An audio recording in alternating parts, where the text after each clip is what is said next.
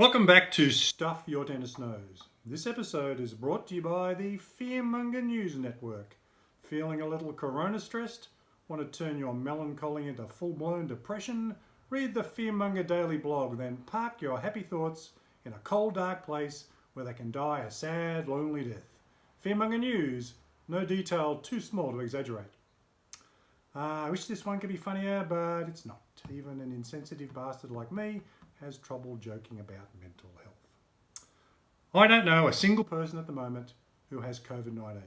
On the other hand, I don't know a single person who isn't suffering stress or anxiety as a result of COVID-19.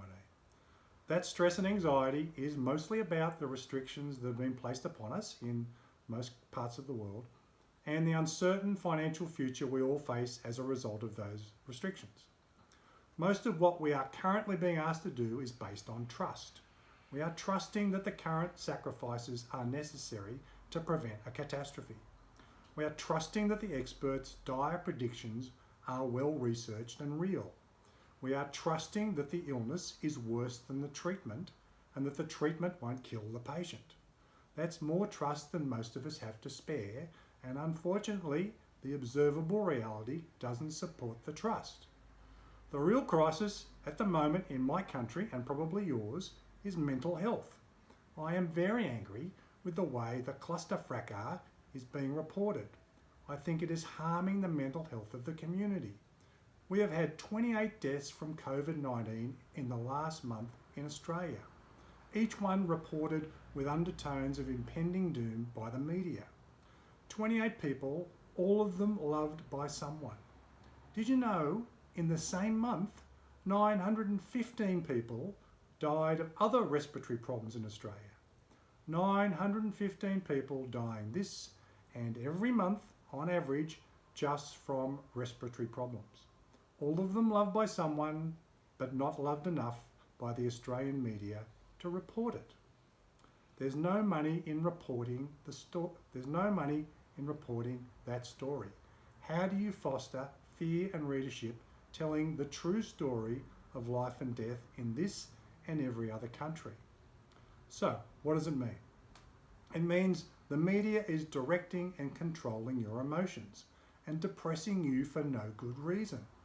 The observable evidence in most parts of the world is not people dying in the streets from COVID-19.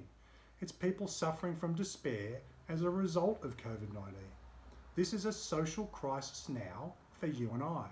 The medical crisis remains to be seen for most of us, and with luck and as a result of our sacrifices, might not eventuate. What is important now is devising ways of coping with the stress and the despair we're all feeling. The late great Dr. Omar Reed used to say, "Worry is interest on a debt you don't owe." I can't control what's happening to me at the moment, but I can control my response to it. Life is 10% aptitude and 90% attitude.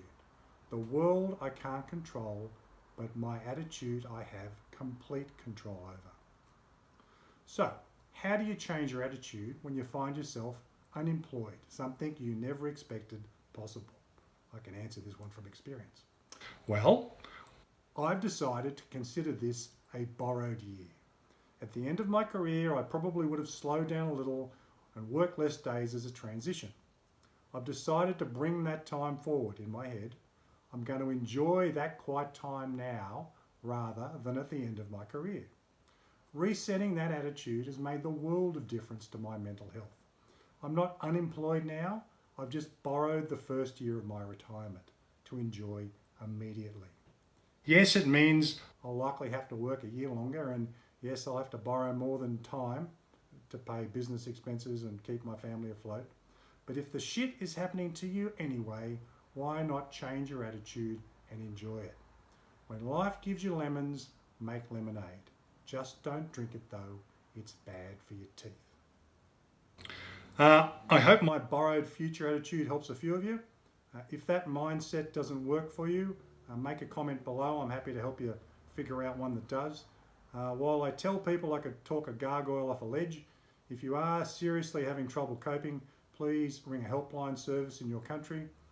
If you're finding these videos useful, please subscribe to this channel and share them if you think they may help others.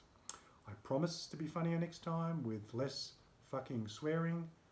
That's not a pandemic descriptor. That's just me practicing my irony. You have a spider-free day.